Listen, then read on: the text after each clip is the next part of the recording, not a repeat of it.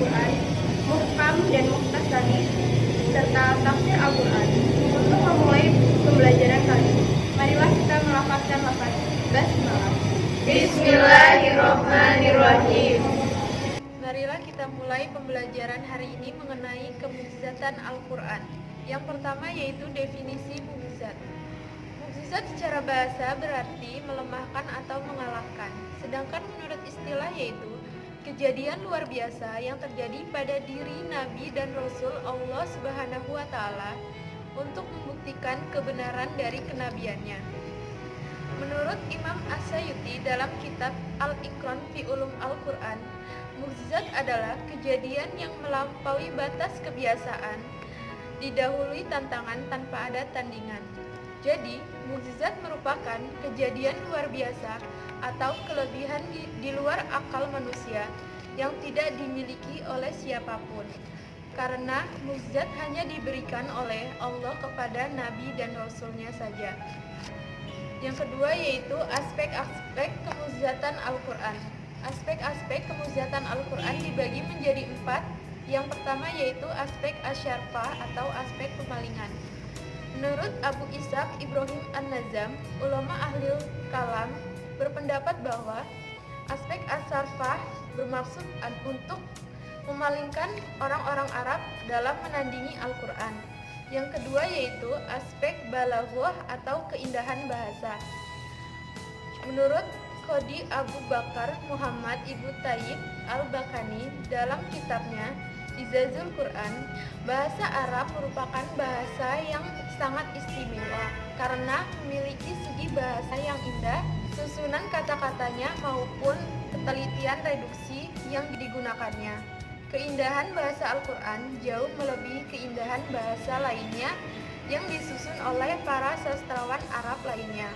Yang ketiga yaitu aspek kandungan isinya. Perihal aspek kandungan isinya terbagi menjadi 2 yaitu berita-berita gaib dan isyarat-isyarat ilmiah. Yang keempat yaitu aspek kesempurnaan syariatnya. Syariat Islam menunjukkan bentuk yang paling sempurna jika dibandingkan dengan bentuk perundang-undangan manapun yang pernah dibuat di dunia ini. Selain itu, syariat Islam juga diakui sebagai syariat yang sesuai dengan kebutuhan manusia karena berasal dari pencipta manusia itu sendiri. Sedangkan tujuan utamanya untuk membebaskan manusia dari dunia gelap gulita menuju dunia yang terang benderang. Materi selanjutnya yaitu mukjizat para rasul Allah Subhanahu wa Ta'ala. Terdapat beberapa mukjizat para rasul, di antaranya yang pertama, Nabi Nuh alaihissalam mendapatkan mukjizat yaitu keselamatan dari adanya banjir bandang. Yang kedua, Nabi Ibrahim alaihissalam mendapatkan mukjizat yaitu keselamatan dari panasnya api yang membakarnya. Yang ketiga, Nabi Musa alaihissalam mendapatkan mukjizat yaitu dapat membelah Laut Merah dengan tongkatnya sehingga beliau dan para pengikutnya selamat dari kejaran Raja Firaun. Dan yang keempat, Nabi Isa alaihissalam mendapatkan mukjizat dapat menyembuhkan orang yang sudah buta, dapat menghidupkan orang yang telah meninggal, dapat membuat burung dari tanah, dan dapat menurunkan hidangan dari langit dengan izin Allah Subhanahu wa Ta'ala. Yang kelima, mukjizat Nabi Muhammad SAW mendapatkan yaitu mukjizatnya yang terbesar adalah Al-Quran. Nabi Muhammad SAW juga memiliki kecerdasan yang luar biasa dalam berbagai bidang keilmuan, yaitu tentang ilmu ketauhidan. Materi yang selanjutnya, pandangan Mufassirun tentang kemukjizatan Al-Quran. Yang pertama, Abu Ishaq Ibrahim Al-Nizam dan para pengikutnya dari kaum Syiah berpendapat bahwa kemukjizatan Al-Quran dapat dilakukan dengan cara sirfah. Maksudnya adalah kemukjizat Al-Quran ini Allah memalingkan orang-orang Arab yang menentang Al-Quran padahal mereka mampu untuk menghadapinya. Pendapat ini merupakan pendapat yang salah. Yang kedua, satu golongan ulama berpendapat bahwa Al-Quran itu bermukjizat dengan balaghahnya yang mencapai tingkat tinggi dan tidak ada bandingannya. Pendapat ini merupakan pendapat dari ahli bahasa. Yang ketiga, satu golongan berpendapat bahwa Al-Quran memiliki mukjizat terjadi karena terdapat berbagai macam ilmu hikmah di dalamnya. Pembahasan yang kedua, definisi muhkam dan mutasyabih. Muhkam secara lugawi berasal dari kata hakamah yang berarti memutuskan antara dua hal atau lebih perkara. Maka hakim adalah orang yang mencegah yang jalim dan memisahkan dua pihak yang sedang bertikai. Sedangkan muhkam adalah sesuatu yang dikokohkan, jelas, fasih, dan membedakan antara yang hak dan batil. Definisi mutasyabih secara lugawi berasal dari kata syabahah, yakni bila salah satu dari dua hal serupa dengan yang lain, maka di mana satu dari dua hal itu tidak dapat dibedakan dari yang lain karena adanya kemiripan di antara keduanya secara konkret atau abstrak. Menurut istilah Ahlul Sunnah wal Jamaah, lafal muhkam adalah lafal yang diketahui makna maksudnya, baik karena memang sudah jelas artinya maupun karena dengan ditakwilkan. Sedangkan lafal mutasyabih adalah lafal yang pengetahuan artinya hanya dimonopoli oleh Allah Subhanahu wa taala. Manusia tidak ada yang bisa mengetahuinya. Jadi, definisi muhkam ialah lafal yang artinya dapat diketahui dengan jelas dan kuat secara berdiri sendiri tanpa ditakwilkan karena susunan tertibnya yang tepat dan tidak muskil, karena pengertiannya yang masuk akal sehingga dapat diamalkan karena tidak dinaks.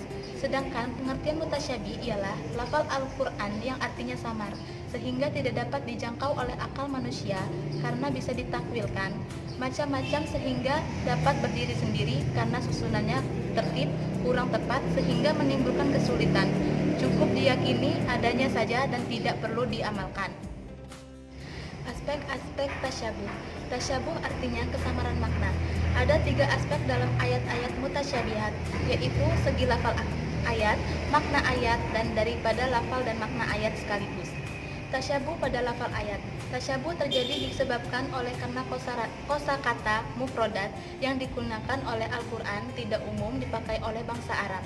Tasyabuh pada makna ayat. Tasyabuh terjadi disebabkan oleh karena kandungan makna ayat itu sendiri yang berbicara tentang hal-hal yang gaib seperti sifat Allah Subhanahu wa taala dan hal ihwal hari akhir. Tasyabuh pada makna dan lafal ayat disebabkan oleh ketersembunyian pada makna dan lafal, ditinjau dari segi kalimat seperti umum dan khusus. Misalnya uqtulul musyrikina dari segi cara seperti wujub dan nab. Misalnya farikhihu matabalakum minan nisa dari segi waktu seperti nasyik dan mansukh. Misalnya ittiqullah haqqa tuqatihi dari segi tempat dan hal-hal lain yang turun di sana, atau dengan kata lain hal-hal yang berkaitan dengan adat istiadat jahiliyah dan yang dahulu dilakukan oleh bangsa Arab. Materi selanjutnya yaitu sikap para mufasirun terhadap ayat-ayat mutasyabih.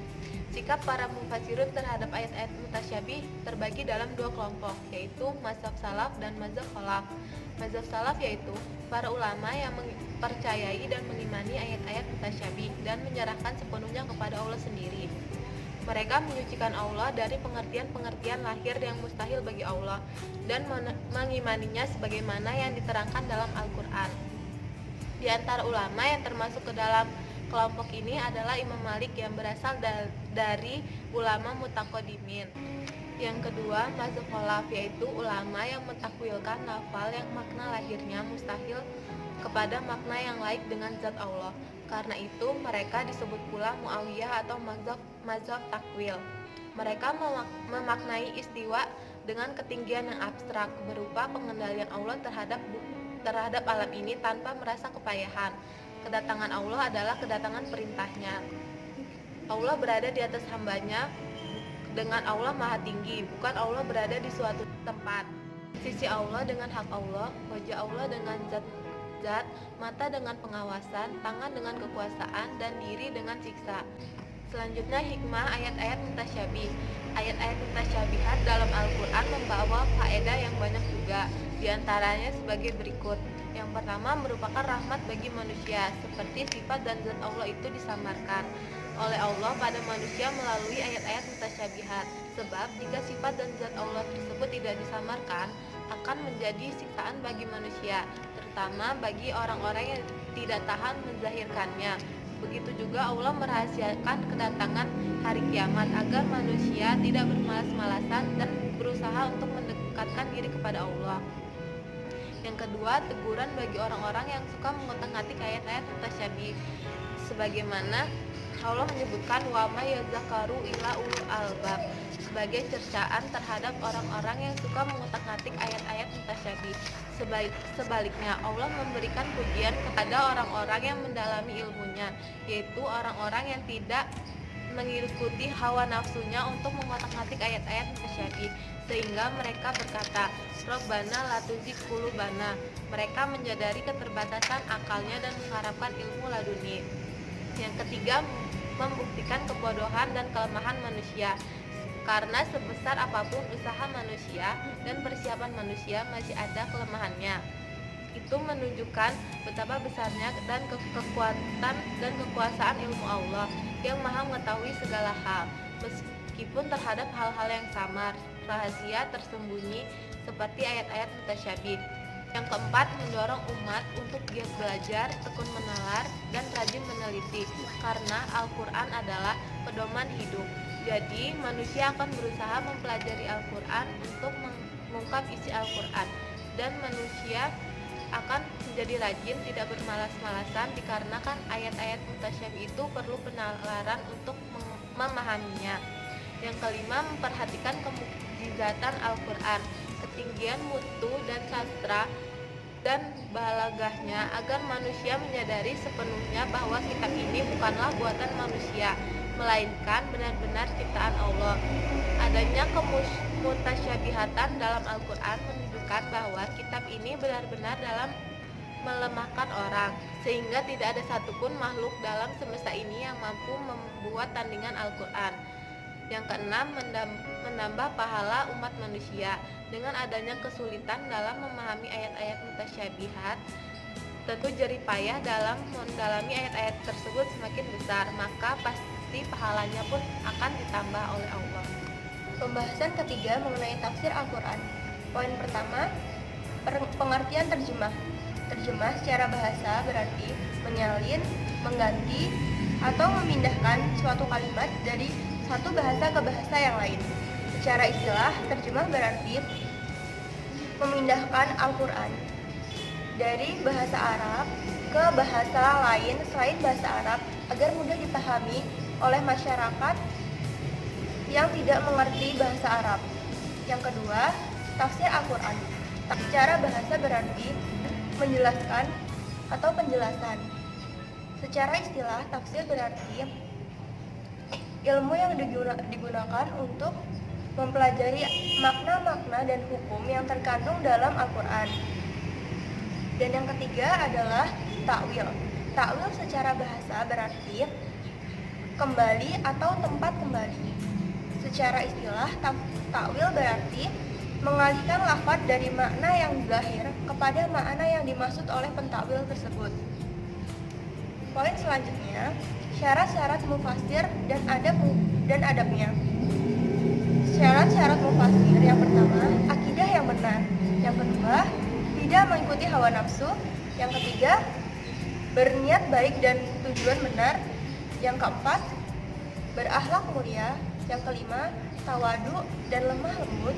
Dan yang terakhir, aspek intelektual yang harus dipenuhi, mengerti bahasa Arab dan mengerti Al-Quran.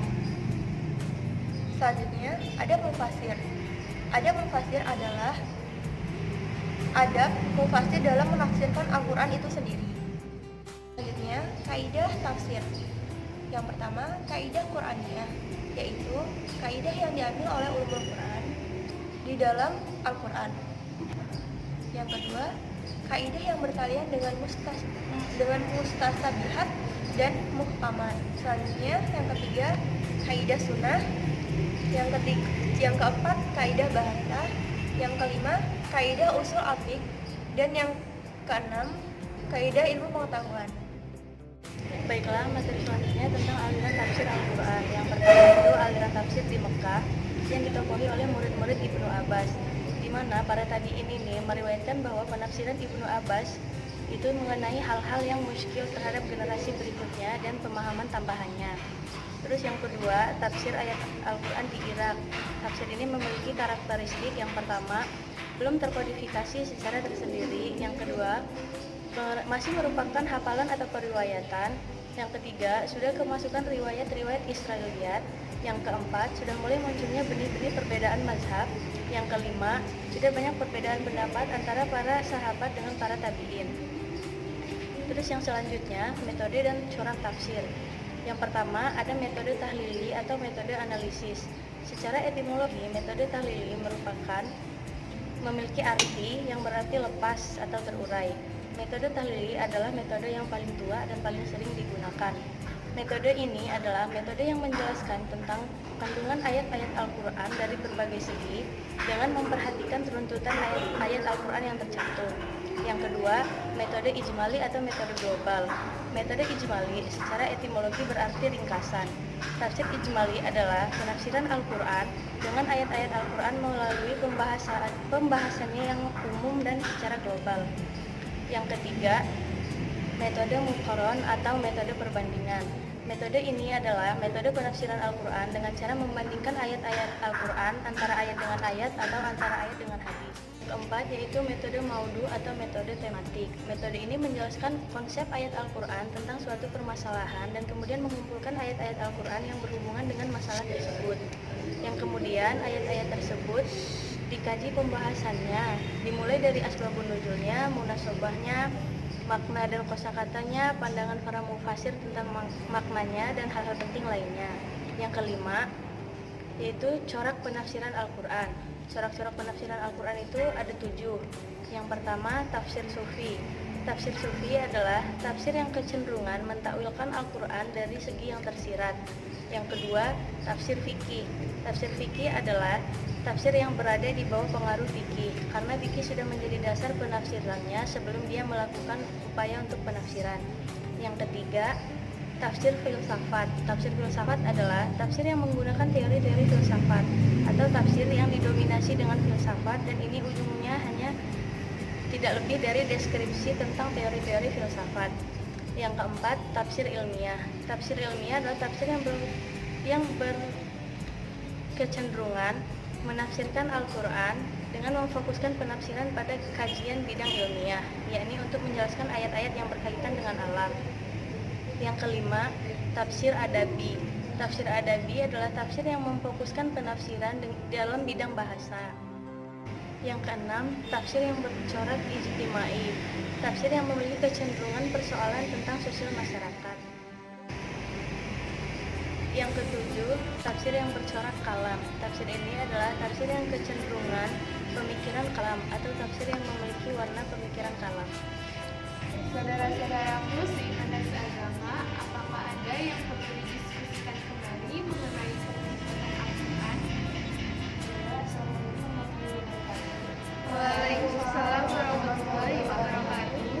Yang bertanya tentang penafsiran Al-Quran. Mengapa Al-Quran disebut sebagai mukjizat terbesar? Baiklah, Al-Quran disebut sebagai mukjizat terbesar karena yang pertama yaitu Al-Quran tidak pernah berubah isinya. Yang kedua yaitu mudah dihafal dan oleh semua kalangan. Yang ketiga yaitu Al-Quran tidak membosankan. Al-Quran tidak pernah membosankan untuk dibaca. Semakin kita membacanya, semakin kita ingin terus membacanya. Yang keempat yaitu isinya benar semua. Isi Al-Quran semuanya benar, tidak ada keraguan di dalamnya. Yang kelima yaitu tidak ada yang bisa menandingi atau membuat yang serupa dengan Al-Quran. Kata-kata dalam Al-Quran tidak ada yang dapat menandinginya. Syairnya begitu indah. Saudara-saudaraku yang seiman dan seagama, apakah ada yang perlu didiskusikan lebih lanjut mengenai munkar dan mutasyabih? Assalamualaikum warahmatullahi wabarakatuh. Waalaikumsalam warahmatullahi wabarakatuh. Bagaimana contoh tasyabuh pada lafal ayat? Tasyabuh pada lafal ayat itu kan artinya tasyabuh yang terjadi disebabkan oleh kata kosakata atau mufradat yang digunakan oleh Al-Quran tidak umum dipakai oleh bahasa Arab. Contohnya seperti penggunaan kata abdan dalam surat Abasa ayat 31. Di situ diceritakan dua orang sahabat yaitu Abu Bakar As-Siddiq dan Umar ibnu Al-Khattab. Mereka tidak tahu makna dari abban tersebut. Tak kala Abu Bakar tanya apa maksudnya itu, beliau menjawab, langit mana yang akan menaungiku, bumi mana tempat aku berpijak, jika aku katakan sesuatu tentang kitab Allah apa-apa yang aku tidak punya ilmu tentangnya. Senada dengan itu, Umar juga menyatakan kata Fatihah kita tahu, tetapi apa maknanya abban? Makna abban baru diketahui setelah dihubungkan dengan ayat tersebut. Ayat berikutnya. Dari ayat ini baru dijelaskan bahwa Fatihah atau buah-buahan adalah kesenangan untuk kamu, sedangkan abban adalah kesenangan untuk binatang ternakmu. Jadi abban artinya rumput-rumput untuk binatang ternak. Saudara-saudaraku seiman dan seagama, apakah ada yang ingin didiskusikan lebih lanjut mengenai tafsir Al-Quran? Assalamualaikum warahmatullahi wabarakatuh. Waalaikumsalam warahmatullahi wabarakatuh. Maka apa perbedaan ayat muhkamat dan ayat mutasyabih? Ayat muhkamat adalah ayat yang terang dan jelas dan mudah dipahami maksudnya. Sedangkan ayat mutasyabih adalah ayat yang sama-sama, yang pengertiannya itu susah dipahami, harus melalui tafsir yang mendalam. Contohnya, itu ayat Muhammad sendiri, ayat-ayat yang berhubungan tentang hal-hal yang gaib. Contohnya, hari kiamat, surga dan neraka dan lain-lain. Sekian pembelajaran kita kali ini. Untuk memperoleh barokah dari Allah Subhanahu wa taala, marilah kita mengucapkan lafaz hamdalah. Alhamdulillahirabbil alamin.